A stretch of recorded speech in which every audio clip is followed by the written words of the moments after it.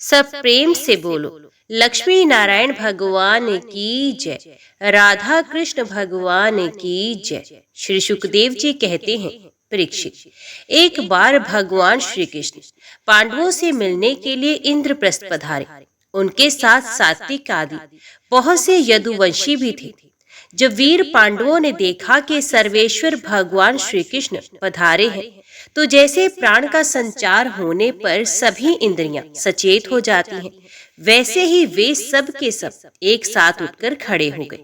वीर पांडवों ने भगवान श्री कृष्ण का आलिंगन किया।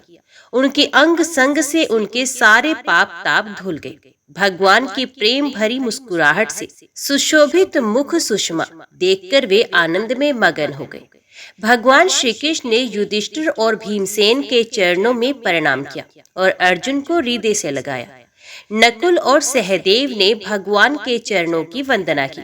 जब भगवान श्री कृष्ण श्रेष्ठ सिंहासन पर विराजमान हो गए, तब परम सुंदरी श्याम वर्णी द्रौपदी, जो नव विवाहिता होने के कारण तनिक लजा रही थी, धीरे धीरे भगवान श्री कृष्ण के पास आई और उन्हें प्रणाम किया। पांडवों ने भगवान श्री कृष्ण के समान ही वीर सात्विक का भी स्वागत सत्कार और अभिनंदन वंदन किया। वे एक आसन पर बैठ गए। दूसरे यदुवंशियों का भी यथा योग्य सत्कार किया गया तथा वे भी श्री कृष्ण के चारों ओर आसनों पर बैठ गए। इसके बाद भगवान श्री कृष्ण अपनी फुआ कुंती के पास गए और उनके चरणों में प्रणाम किया। कुंती जी ने अत्यंत स्नेहवश उन्हें अपने हृदय से लगाया। उस समय उनके नेत्रों में प्रेम के आंसू छलक आए। कुंती जी ने श्री कृष्ण से अपने भाई बंधुओं की कुशल क्षेम पूछी और भगवान ने भी उनका यथोचित उत्तर देकर उनसे उनकी पुत्र वधू द्रौपदी और स्वयं उनका कुशल मंगल पूछा। उस समय प्रेम की विवलता से कुंती जी का गला रुंध गया था, नेत्रों से आंसू बह रहे थे। भगवान के पूछने पर उन्हें अपने पहले के कलेश पर कलेश याद आने लगे और वे अपने को बहुत संभाल कर, जिनका दर्शन समस्त क्लेशों का अंत करने के लिए हुआ करता है, उन भगवान श्री कृष्ण से कहने लगी, श्री कृष्ण, जिस समय तुमने हम लोगों को अपना कुटुंबी संबंधी समझकर स्मरण किया और हमारा कुशल मंगल जानने के लिए भाई अक्रूर जी को भेजा, उसी समय हमारा कल्याण हो गया। हम अनाथों को तुमने स्नात कर दिया। मैं जानती हूँ कि तुम संपूर्ण जगत के परम हितैषी सुहृद और आत्मा हो। ये अपना है, ये पराया है, इस प्रकार की भ्रांति तुम्हारे अंदर नहीं है। ऐसा होने पर भी श्री कृष्ण, जो सदा तुम्हें स्मरण करते हैं, उनके हृदय में आकर तुम बैठ जाते हो और उनकी कलेश परंपरा को सदा के लिए मिटा देते हो। युधिष्ठिर जी ने कहा, सर्वेश्वर श्री कृष्ण, हमें इस बात का पता नहीं कि हमने अपने पूर्व जन्मों में या इस जन्म में कौन सा कल्याण साधन किया है। आपका दर्शन बड़े बड़े योगेश्वर भी बड़ी कठिनता से प्राप्त कर पाते हैं और हम कुबुद्धियों को घर बैठे ही आपके दर्शन हो रहे हैं। राजा युधिष्ठिर ने इस प्रकार भगवान का खूब सम्मान किया और कुछ दिन वहीं रहने की प्रार्थना की। इस पर भगवान श्री कृष्ण इंद्रप्रस्थ के नर नारियों को अपनी रूप माधुरी से नयनानंद का दान करते हुए बरसात के 4 महीनों तक सुखपूर्वक वहीं रहे। एक बार वीर शिरोमणि अर्जुन ने गांडीव धनुष और अक्षय बाण वाले 2 तरकस लिए तथा भगवान श्री कृष्ण के साथ कवच पहनकर अपने उस रथ पर सवार हुए, जिस पर वानर चिन्ह से चिन्हित ध्वजा लगी हुई थी। इसके बाद विपक्षी वीरों का नाश करने वाले अर्जुन उस गहन वन में शिकार खेलने गए, जो बहुत से सिंह, बाघ आदि भयंकर जानवरों से भरा हुआ था। वहां उन्होंने बहुत से बाघ, सुअर आदि पशुओं पर अपने बाणों का निशाना लगाया। उनमें से जो यज्ञ के योग्य थे, उन्हें सेवकगण पर्व का समय जानकर राजा युधिष्ठिर के पास ले गए। अर्जुन शिकार खेलते खेलते थक गए थे। अब वे प्यास लगने पर यमुना जी के किनारे पर गए। भगवान श्री कृष्ण और अर्जुन दोनों महारथियों ने यमुना जी में हाथ पैर धोकर उनका निर्मल जल पिया और देखा कि एक परम सुंदरी कन्या वहां तपस्या कर रही है। श्रेष्ठ सुंदरी की जंघा, दांत और मुख अत्यंत सुंदर थे। अपने प्रिय मित्र श्री कृष्ण के भेजने पर अर्जुन ने उनके पास जाकर पूछा, सुंदरी, तुम कौन हो, किसकी पुत्री हो, कहाँ से आई हो और क्या करना चाहती हो? मैं ऐसा समझता हूँ कि तुम अपने योग्य पति चाह रही हो। हे कल्याणी, तुम अपनी सारी बात मुझे बतलाओ। कालिंदी ने कहा, मैं भगवान सूर्य देव की पुत्री हूँ। मैं सर्वश्रेष्ठ वरदानी भगवान विष्णु को पति के रूप में प्राप्त करना चाहती हूँ और इसलिए ये कठोर तपस्या कर रही हूँ। वीर अर्जुन, मैं लक्ष्मी के परम आश्रय भगवान को छोड़कर और किसी को भी अपना पति नहीं बना सकती। अनाथों के एकमात्र सहारे प्रेम वितरण करने वाले भगवान श्री कृष्ण मुझ पर प्रसन्न हो। मेरा नाम है कालिंदी। यमुना जल में मेरे पिता सूर्य ने मेरे लिए एक भवन भी बनवा दिया है, उसी में मैं रहती हूँ। जब तक भगवान का दर्शन नहीं होगा मैं यहीं रहूंगी। अर्जुन ने जाकर भगवान श्री कृष्ण से सारी बातें कही। वे तो पहले से ही सब कुछ जानते थे। अब उन्होंने कालिंदी को अपने रथ पर बैठाया और धर्मराज युधिष्ठिर के पास ले आए। इसके बाद पांडवों की प्रार्थना से भगवान श्री कृष्ण ने पांडवों के रहने के लिए एक अत्यंत अद्भुत और विचित्र नगर विश्वकर्मा के द्वारा बनवा दिया। भगवान इस बार पांडवों को आनंद देने और उनका हित करने के लिए वहां बहुत दिनों तक रहे। इसी बीच अग्निदेव को खांडव वन दिलाने के लिए वे अर्जुन के सारथी भी बने। खांडव वन का भोजन मिल जाने से अग्निदेव बहुत प्रसन्न हुए। उन्होंने अर्जुन को गांडीव धनुष, 4 श्वेत घोड़े, एक रथ, 2 अटूट बाणों वाले तरकस और एक ऐसा कवच दिया जिसे कोई अस्त्र शस्त्रधारी भेद ना सके। खांडव दाह के समय अर्जुन ने मैं दानव को जलने से बचा लिया था, इसलिए उसने अर्जुन से मित्रता करके उनके लिए एक परम अद्भुत सभा बना दी। उसी सभा में दुर्योधन को जल में स्थल और स्थल में जल का भ्रम हो गया था। कुछ दिनों के बाद भगवान श्री कृष्ण अर्जुन की अनुमति एवं अन्य संबंधियों का अनुमोदन प्राप्त करके सात्विक आदि के साथ द्वारका लौट आए। वहां आकर उन्होंने विवाह के योग्य ऋतु और ज्योतिष शास्त्र के अनुसार प्रशंसित पवित्र लगन में कालिंदी जी का पाणी ग्रहण किया। इससे उनके स्वजन संबंधियों को परम मंगल और परम आनंद की प्राप्ति हुई। अवंती देश के राजा थे विंद और अनुविंद। वे दुर्योधन के वशव्रती तथा अनुयायी थे। उनकी बहन मित्र विंदा ने स्वयंवर में भगवान श्री कृष्ण को ही अपना पति बनाना चाहा, परंतु विंद और अनुविंद ने अपनी बहन को रोक दिया। परीक्षित, मित्र विंदा श्री कृष्ण की फुआ राजा दिवेवी की कन्या थी। भगवान श्री कृष्ण राजाओं की भरी सभा में उसे बलपूर्वक हर ले गए। सब लोग अपना समूह लिए देखते ही रह गए। परीक्षित कौशल देश के राजा थे नगनजित। वे अत्यंत धार्मिक थे। उनकी परम सुंदरी कन्या का नाम था सत्या। नगनजित की पुत्री होने से वे नागनजिती भी कहलाती थी। परीक्षित, राजा की प्रतिज्ञा के अनुसार 7 बैलों पर विजय प्राप्त न कर सकने के कारण कोई भी राजा उस कन्या से विवाह न कर सका, क्योंकि उनके सींग बड़े तीखे थे और वे बैल किसी वीर पुरुष की कंध भी नहीं सह सकते थे। जब यदुवंश शिरोमणि भगवान श्री कृष्ण ने ये समाचार सुना कि जो पुरुष उन बैलों को जीत लेगा उसे ही सत्या प्राप्त होगी, तब वे बहुत बड़ी सेना लेकर अयोध्या पहुंचे। कौशल नरेश महाराज नगनजित ने बड़ी प्रसन्नता से उनकी अगवानी की और आसन आदि देकर बहुत बड़ी पूजा सामग्री से उनका सत्कार किया। भगवान श्री कृष्ण ने भी उनका बहुत बहुत अभिनंदन किया। राजा नगनजित की कन्या सत्या ने देखा कि मेरे चिर अभिलषित रमा रमण भगवान श्री कृष्ण यहाँ पधारे हैं।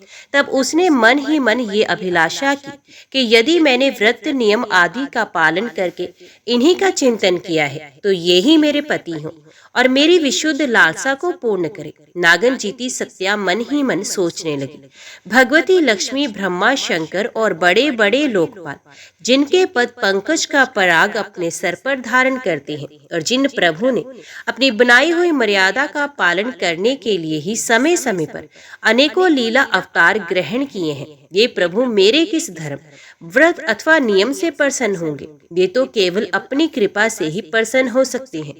राजा नगनजित ने भगवान श्री कृष्ण की विधि पूर्वक अर्चना पूजा करके ये प्रार्थना की, जगत के एकमात्र स्वामी नारायण, आप अपने स्वरूप भूत आनंद से ही परिपूर्ण हैं और मैं हूँ एक तुच्छ मनुष्य, मैं आपकी क्या सेवा करूं? परीक्षित, राजा नगनजित का दिया हुआ आसन पूजा आदि स्वीकार करके भगवान श्री कृष्ण बहुत संतुष्ट हुए। उन्होंने मुस्कुराते हुए मेघ के समान गंभीर वाणी से कहा, राजा, जो क्षत्रिय अपने धर्म में स्थित है उसका कुछ भी मांगना उचित नहीं। धर्मज्ञ विद्वानों ने उसके इस कर्म की निंदा की है, फिर भी मैं आपसे सौहार्द का प्रेम का संबंध स्थापित करने के लिए आपकी कन्या चाहता हूँ। हमारे यहाँ इसके बदले में कुछ शुल्क देने की प्रथा नहीं है। राजा नगनजित ने कहा, प्रभु, आप समस्त गुणों के धाम हैं, एकमात्र आश्रय हैं। आपके वक्ष स्थल पर भगवती लक्ष्मी नित्य निरंतर निवास करती है। आपसे बढ़कर कन्या के लिए अभीष्ट वर भला कौन हो सकता है। परंतु यदुवंश शिरोमणि, हमने पहले से ही इस विषय में एक प्रण कर लिया है। कन्या के लिए कौन सा वर उपयुक्त है, उसका बल पौरुष कैसा है, इत्यादि बातें जानने के लिए ही ऐसा किया गया है। हे श्रेष्ठ श्री कृष्ण, हमारे ये सातों बैल किसी के वश में ना आने वाले और बिना सधाए हुए हैं। इन्होंने बहुत से राजकुमारों के अंगों को खंडित करने उनका उत्साह तोड़ दिया है। श्री कृष्ण, यदि इन्हें आप ही नथ लें, अपने वश में कर ले है तो लक्ष्मीपति आप ही हमारी कन्या के लिए अभिष्ट वर होंगे। भगवान श्री कृष्ण ने राजा नगनजित का ऐसा प्रण सुनकर कमर में फेंट कस ली और अपनी 7 रूप बनाकर खेल खेल में ही उन बैलों को नाथ लिया। इससे बैलों का घमंड चूर हो गया और उनका बल पौरुष भी जाता रहा।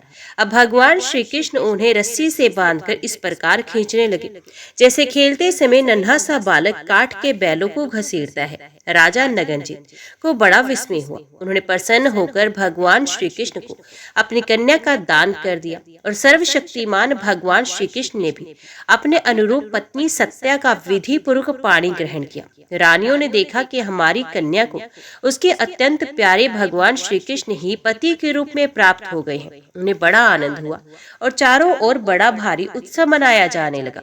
शंख ढोल नगारे बजने लगे, सब ओर गाना बजाना होने लगा।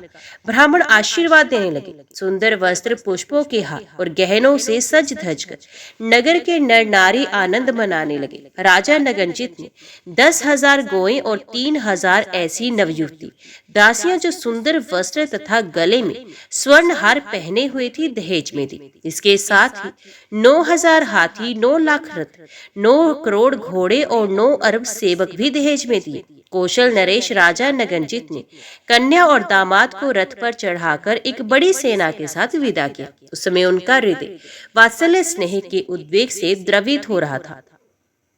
यदुवंशियों ने और राजा नगनजित के बैलों ने पहले बहुत से राजाओं का बल पौरुष धूल में मिला दिया था।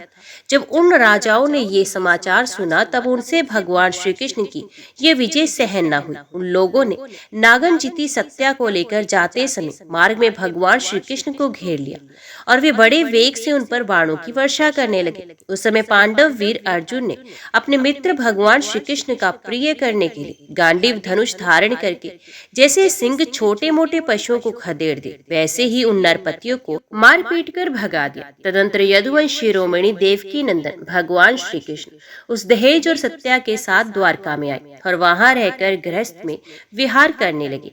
भगवान श्री कृष्ण की फुआ श्रुतकीर्ति कैकेयी देश में ब्याही गई थी। उनकी कन्या का नाम था भद्रा। उसके भाई संतर्दन आदि ने उसे स्वयं ही भगवान श्री कृष्ण को दे दिया और उन्होंने उसका पाणी ग्रहण किया। मध्य प्रदेश के राजा की एक कन्या थी लक्ष्मणा। वे अत्यंत सुलक्षणा थी। जैसे गरुड़ ने स्वर्ग से अमृत का हरण किया था, वैसे ही भगवान श्री कृष्ण ने स्वयंवर में अकेले ही उसे हर लिया। इसी प्रकार भगवान श्री कृष्ण की और भी सहस्रों स्त्रियां थीं। उन परम सुंदरियों को वे भौमासुर को मारकर उसके बंदी गृह से छुड़ा लाए थे। राजा परीक्षित ने पूछा, भगवान श्री कृष्ण ने भौमासुर को, जिसने उन स्त्रियों को बंदी गृह में डाल रखा था, क्यों और कैसे मारा? आप कृपा करके सारंग धनुषधारी भगवान श्री कृष्ण का ये विचित्र चरित्र मुझे सुनाइए। श्री सुखदेव जी कहते हैं, परीक्षित, भौमासुर ने वरुण का छत्र, माता अदिति के कुंडल और मेरु पर्वत पर स्थित देवताओं का मणि पर्वत नामक स्थान छीन लिया था। इस पर सबके राजा इंद्र द्वारका में आए और उसकी एक एक करतूत उन्होंने भगवान श्री कृष्ण को सुनाई। अब भगवान श्री कृष्ण अपनी प्रिय पत्नी सत्यभामा के साथ गरुड़ पर सवार हुए और भौमासुर की राजधानी प्रागज्योतिषपुर में गए। प्रागज्योतिषपुर में प्रवेश करना बहुत कठिन था। पहले तो उसके चारों ओर पहाड़ों की कीले बंदी थी। उसके बाद शस्त्रों का घेरा लगाया गया था। फिर जल से भरी खाई थी। उसके बाद आग या बिजली की 4 दीवारी थी और उसके भीतर वायु बंद करके रखा गया था। इससे भी भीतर मुरदैत्य ने नगर के चारों ओर अपने 10,000 घोर एवं फंदे बिछा रखे थे। भगवान श्री कृष्ण ने अपनी गदा की चोट से पहाड़ों को तोड़-फोड़ डाला, शस्त्रों की मोर्चे बंदी को बाणों से छिन्न भिन्न कर दिया, चक्र के द्वारा अग्नि, जल और वायु की चार दीवारी को तहस नहस कर दिया और मुर दैत्य के फंदों को तलवार से काट कूट कर अलग कर दिया। जो बड़े बड़े यंत्र मशीनें वहां लगी हुई थी उसको तथा वीर पुरुषों के हृदय को शंखनाद से विदीर्ण कर दिया और नगर के परकोटों को गदाधर भगवान ने अपनी भारी गदा से ध्वंस कर दिया। भगवान के पांचजन्य शंख की ध्वनि परले कालीन बिजली की कड़क के समान महाभयंकर थी। उसे सुनकर मुर दैत्य की नींद टूटी और वे बाहर निकल आया। उसके 5 सिर थे और अब तक वे जल के भीतर सो रहा था। वे दैत्य परले कालीन सूर्य और अग्नि के समान प्रचंड तेजस्वी था। वे इतना भयंकर था कि उसकी ओर आंख उठाकर देखना भी आसान काम नहीं था। उसने त्रिशूल उठाया और इस प्रकार भगवान की ओर दौड़ा जैसे सांप गरुड़ जी पर टूट पड़े। उस समय ऐसा मालूम होता था मानो वे अपने 5 मुखों से त्रिलोकी को निकल जाएगा। उसने अपने त्रिशूल को बड़े वेग से घुमाकर गरुड़ जी पर चलाया और फिर अपने 5 मुखों से घोर सिंहनाद करने लगा। उसके सिंहनाद का महान शब्द पृथ्वी, आकाश, पाताल और 10 दिशाओं में फैलकर सारे ब्रह्मांड में भर गया। भगवान श्री कृष्ण ने देखा कि मुर दैत्य का त्रिशूल गरुड़ की ओर बड़े वेग से आ रहा है।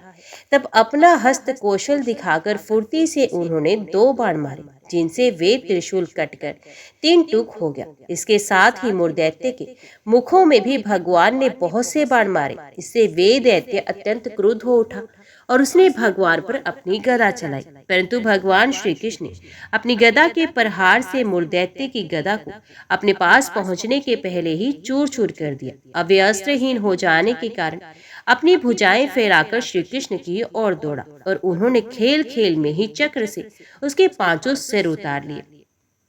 सर कटते ही मुर दैत्य के प्राण पखेरु उड़ गए और वे ठीक वैसे ही जल में गिर पड़ा जैसे इंद्र के वज्र से शिखर कट जाने पर कोई पर्वत समुद्र में गिर पड़ा हो। मुर दैत्य के 7 पुत्र थे, ताम्र, अंतरिक्ष, श्रवण, विभा, वसु, नवसमान और अरुण।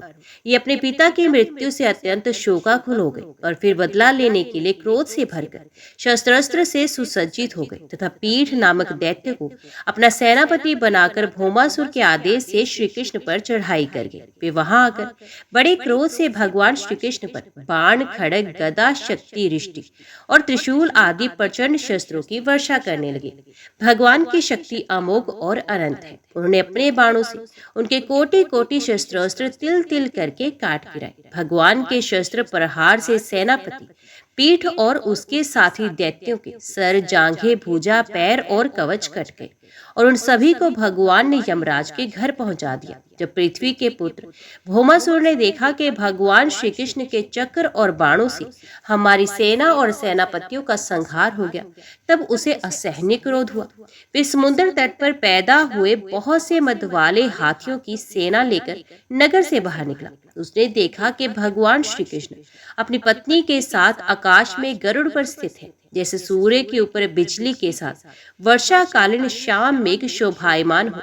भौमासुर ने स्वयं भगवान के ऊपर शतघ्नी नाम की शक्ति चलाई और उसके सब सैनिकों ने भी एक ही साथ उन पर अपने अपने अस्त्र शस्त्र छोड़े। अब भगवान श्री कृष्ण भी चित्र विचित्र पंख वाले तीखे तीखे बाण चलाने लगे। इससे उसी समय भौमासुर के सैनिकों की भुजाएं, जांघें, गर्दन और धड़ कट कट कर गिरने लगे। हाथी और घोड़े भी मरने लगे। भौमासुर के सैनिकों ने भगवान पर जो जो अस्त्र शस्त्र चलाए थे उनमें से प्रत्येक को भगवान ने 3-3 तीखे बाणों से काट गिराया। उस समय भगवान श्री कृष्ण गरुड़ जी पर सवार थे और गरुड़ जी अपने पंखों से हाथियों को मार रहे थे। उनकी चोंच, पंख और पंजों की मार से हाथियों को बड़ी पीड़ा हुई और वे सब के सब आर्त होकर युद्ध भूमि से भागकर नगर में घुस गए। अब वहां अकेला भौमासुर ही लड़ता रहा। जब उसने देखा कि गरुड़ जी की मार से पीड़ित होकर मेरी सेना भाग रही है, तब उसने उन पर वे शक्ति चलाई जिसने वज्र को भी विफल कर दिया था, परंतु उसकी चोट से पक्षीराज गरुड़ तनिक भी विचलित नहीं हुए, मानो किसी ने मतवाले गजराज पर फूलों की माला से प्रहार किया हो। अब भौमासुर ने देखा कि मेरी एक भी चाल नहीं चलती, सारे उद्योग विफल होते जा रहे हैं। तब उसने श्री कृष्ण को मार डालने के लिए एक त्रिशूल उठाया, परंतु उसे अभी वे छोड़ भी नहीं पाया था कि भगवान श्री कृष्ण ने छुरे के समान तीखी धार वाले चक्र से हाथी पर बैठे हुए भौमासुर का सर काट डाला। उसका जगमगाता हुआ सर कुंडल और सुंदर किरीट के सहित पृथ्वी पर गिर पड़ा। उसे देखकर भौमासुर के सगे संबंधी हाय हाय पुकार उठे। ऋषि लोग साधु साधु कहने लगे और देवता लोग भगवान पर पुष्पों की वर्षा करते हुए स्तुति करने लगे। अब पृथ्वी भगवान के पास आई। उसने भगवान श्री कृष्ण के गले में वैजंती माला के साथ वनमाला पहना दी और अदिति माता के जगमगाते हुए कुंडल, जो तपाए हुए सोने के एवं रत्न जटित थे, भगवान को दे दिए तथा वरुण का छत्र और साथ ही एक महामणि भी उनको दी। राजन, इसके बाद पृथ्वी देवी बड़े बड़े देवताओं के द्वारा पूजित विश्वेश्वर भगवान श्री कृष्ण को प्रणाम करके हाथ जोड़कर भक्ति भाव भरे हृदय से उनकी स्तुति करने लगी। देवी पृथ्वी ने कहा, शंख चक्र गदाधारी देव देवेश्वर, मैं आपको नमस्कार करती हूँ। परमात्मन, आप अपने भक्तों की इच्छा पूर्ण करने के लिए उसी के अनुसार रूप प्रकट किया करते हैं। आपको नमस्कार करती हूँ। प्रभु, आपकी नाभि से कमल प्रकट हुआ। आप कमल की माला पहनते हैं। आपके नेत्र कमल से खिले हुए और शांतिदायक हैं। आपके चरण कमल के समान सुकुमार और भक्तों के हृदय को शीतल करने वाले हैं। आपको मैं बार बार नमस्कार करती हूँ। आप समग्र ऐश्वर्य, धर्म, यश, संपत्ति, ज्ञान और वैराग्य के आश्रय हैं। आप सर्वव्यापक होने पर भी स्वयं वसुदेव नंदन के रूप में प्रकट हैं। मैं आपको नमस्कार करती हूँ। आप ही पुरुष हैं और समस्त कारणों के भी परम कारण हैं। आप स्वयं पूर्ण ज्ञान स्वरूप हैं। मैं आपको नमस्कार करती हूँ। आप स्वयं तो हैं जन्म रहे, परंतु इस जगत के जन्मदाता आप ही हैं। आप ही अनंत शक्तियों के आश्रय ब्रह्मा है। जगत का जो कुछ भी कार्य कारण में रूप है, जितने भी प्राणी या अप्राणी हैं, सब आपके ही स्वरूप हैं। परमात्मन, आपके चरणों में मेरे बार बार नमस्कार है। प्रभु, जब आप जगत की रचना करना चाहते हैं तब उत्कट रजोगुण को, और जब इसका परलय करना चाहते हैं तब तमोगुण को, तथा जब इसका पालन करना चाहते हैं तब सत्व गुण को स्वीकार करते हैं। परंतु ये सब करने पर भी आप इन गुणों से ढकते नहीं, लिप्त नहीं होते। जगतपति, आप स्वयं ही प्रकृति, पुरुष और दोनों के संयोग वियोग के हेतु काल है तथा उन तीनों से परे भी है। भगवान, मैं पृथ्वी, जल, अग्नि, वायु, आकाश, पंच तन्मात्राएं, मन, इंद्रिय और इनके अधिष्ठात्र देवता, अहंकार और महतत्व, कहाँ तक कहूँ, ये संपूर्ण चराचर जगत आपके अद्वितीय स्वरूप में भ्रम के कारण ही पृथक प्रतीत हो रहा है। शरणागत भय भंजन प्रभु, मेरे पुत्र भौमासुर का ये पुत्र भगदत्त अत्यंत भयभीत हो रहा है। मैं इसे आपके चरण कमलों की शरण में ले आई हूँ। प्रभु, आप इसकी रक्षा कीजिए और इसके सर पर अपना वे कर कमल रखिए जो सारे जगत के समस्त पापों तापों का नाश करता है। श्री सुखदेव जी कहते हैं, परीक्षित, जब पृथ्वी ने भक्ति भाव से विनम्र होकर इस प्रकार भगवान श्री कृष्ण की स्तुति प्रार्थना की, तब उन्होंने भगदत्त को अभयदान दिया और भौमासुर की समस्त संपत्तियों से संपन्न महल में प्रवेश किया। वहां जाकर भगवान ने देखा कि भौमासुर ने बलपूर्वक राजाओं से 16,000 राजकुमारियां छीनकर अपने यहाँ रख छोड़ी थी। जब उन राजकुमारियों ने अंतपुर में पधारे हुए नरश्रेष्ठ भगवान श्री कृष्ण को देखा, तब वे मोहित हो गए और उन्होंने उनकी अहेतु की कृपा तथा अपना सौभाग्य समझकर मन ही मन भगवान को अपने परम प्रियतम पति के रूप में वर्ण कर लिया। उन राजकुमारियों में से प्रत्येक ने अलग अलग अपने मन में यही निश्चय किया कि ये श्री कृष्ण ही मेरे पति हैं और विधाता मेरी इस अभिलाषा को पूर्ण करे। इस प्रकार उन्होंने प्रेम भाव से अपना हृदय भगवान के प्रति न्यौछावर कर दिया। तब भगवान श्री कृष्ण ने उन राजकुमारियों को सुंदर सुंदर निर्मल वस्त्र आभूषण पहनाकर पालकियों से द्वारका भेज दिया और उनके साथ ही बहुत से खजाने, रथ, घोड़े तथा अतुल संपत्ति भी भेजी। एरावत के वंश में उत्पन्न हुए अत्यंत वेगवान 4-4 दांतों वाले सफेद रंग के 64 हाथी भी भगवान ने वहां से द्वारका भेजे। इसके बाद भगवान श्री कृष्ण अमरावती में स्थित देवराज इंद्र के महल में गए। वहां देवराज इंद्र ने अपनी पत्नी इंद्राणी के साथ सत्यभामा जी और भगवान श्री कृष्ण की पूजा की। तब भगवान ने अदिति के कुंडल उन्हें दे दिए। वहां से लौटते समय सत्यभामा जी की प्रेरणा से भगवान श्री कृष्ण ने कल्प वृक्ष उखाड़कर गरुड़ जी पर रख दिया और देवराज इंद्र तथा समस्त देवताओं को जीतकर उसे द्वारका ले आए। भगवान ने उसे सत्यभामा के महल के बगीचे में लगा दिया। उसे उस बगीचे की शोभा अत्यंत बढ़ गई। कल्प वृक्ष के साथ उसके गंध और मकरंद के लोभी भोरे स्वर्ग से द्वारका में चले आए थे।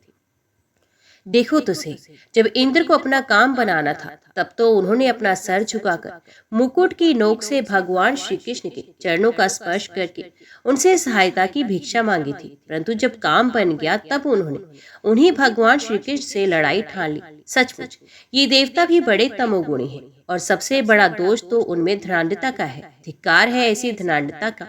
तदंतर भगवान श्री कृष्ण ने एक ही मुहूर्त में अलग अलग भवनों में अलग अलग रूप धारण करके एक ही साथ सब राजकुमारियों का शास्त्रोक्त विधि से पाणी ग्रहण किया। सर्वशक्तिमान अविनाशी भगवान के लिए इसमें आश्चर्य की कौन सी बात। भगवान की पत्नियों के अलग अलग महलों में ऐसी दिव्य सामग्रियां भरी हुई थी जिनके बराबर जगत में कहीं भी और कोई सामग्री नहीं, फिर अधिक की तो बात ही क्या। उन महलों में रहकर मति गति के परे की लीला करने वाले अविनाशी भगवान श्री कृष्ण अपने आत्म आनंद में मगन रहते हुए लक्ष्मी जी के अंश स्वरूपा उन पत्नियों के साथ ठीक वैसे ही विहार करते जैसे कोई साधारण मनुष्य घर गृहस्थी में रहकर गृहस्थ धर्म के अनुसार आचरण करता हो। ब्रह्मा आदि बड़े बड़े देवता भी भगवान के वास्तविक स्वरूप को और उनकी प्राप्ति के मार्ग को नहीं जानते। उन्हीं रमारमण भगवान श्री कृष्ण को उन स्त्रियों ने पति के रूप में प्राप्त किया था। अब नित्य निरंतर उनके प्रेम और आनंद की अभिवृद्धि होती रहती थी और वे प्रेम भरी मुस्कुराहट, मधुर चितवन, नव समागम, प्रेमालाप तथा भाव बढ़ाने वाली लज्जा से युक्त होकर सब प्रकार से भगवान की सेवा करती रहती थी। उनमें से सभी पत्नियों के साथ सेवा करने के लिए सैकड़ों दासियां रहती। फिर भी जब उनके महल में भगवान पधारते तब वे स्वयं आगे आकर आदर पूर्वक उन्हें लिवा लाती, बैठने के लिए श्रेष्ठ आसन देती, उत्तम सामग्रियों से पूजा करती, चरण कमल पखारती, पान लगाकर खिलाती, पांव दबाकर थकावट दूर करती, पंखा झलती, इत्र फूलेल चंदन आदि लगाती, फूलों के हार पहनाती, केस संवारती, सुलाती, स्नान कराती और अनेक प्रकार के भोजन कराकर अपने ही हाथों से भगवान की सेवा करती। ओम नमो भगवते वासुदेवाय नमः। जय श्री राधे कृष्णा। आज की वीडियो में इतना ही। उम्मीद करती हूँ वीडियो आपको पसंद आई होगी। वीडियो पसंद आई हो तो वीडियो को लाइक और चैनल को सब्सक्राइब जरूर कीजिएगा। जय श्री कृष्णा लिखकर कमेंट बॉक्स में अपनी हाजिरी और अपने सुझाव देना ना भूलेगा। तो मिलते हैं अगली कथा अगली वीडियो के साथ। तब तक के लिए देखते व सुनते रहिए। जय मां कंजक, जय माता दी।